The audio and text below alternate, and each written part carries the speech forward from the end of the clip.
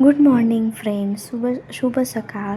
तर आज आहे संक्रांत, तर हॅपी संक्रांत. तर संक्रांतीच्या सकाळीच मम्मीने छान अशी रांगोळी काढून घेतली. त्यानंतर देवपूजा केली. देवपूजा केल्यानंतर खूप छान प्रसन्न असं वातावरण होतं. त्यानंतरनं जे वाणाचं सामान असतं तिने छान छोट्या छोट्या स्लाईसमध्ये चिरून घेतलं. जसं की वालाच्या शेंगा, हरभरे, बोरं, बिब्याची फुलं, डिंगरी, गाजर, गव्हाच्या ओंब्या, ज्वारीचं कणीस आणि ऊस ह्याचं सगळ्यांना छान चिरून घेतलं. त्यानंतर तिने जे बोळके आणले होते त्याचे तिने 5 बोटं हळदी कुंकू लावून वगैरे घेतलं. सकाळचा नैवेद्य हा तिळाचा लाडू आणि तिळाची चक्की त्याचा दाखवला.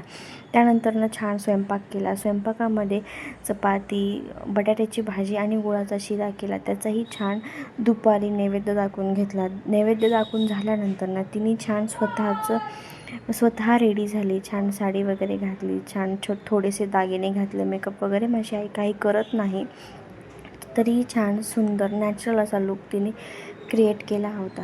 तर अशा पद्धतीने ती दिसत होती, खूप सुंदर दिसत होती. त्यानंतरनं तिने घरातल्या देवांची पूजा केली. घरातल्या देवाची पूजा करताना असं म्हणतात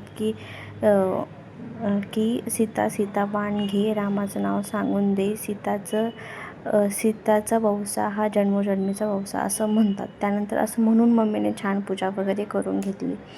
पूजा वगैरे करून घेतल्यानंतरनं त्यानंतरनं ती रामाच्या मंदिरात गेली. आमच्या इथे प्राचीन असं रामाचं मंदिर आहे. तिथे गेल्यानंतरनं त्यांनी एकमेकींची पूजा केली.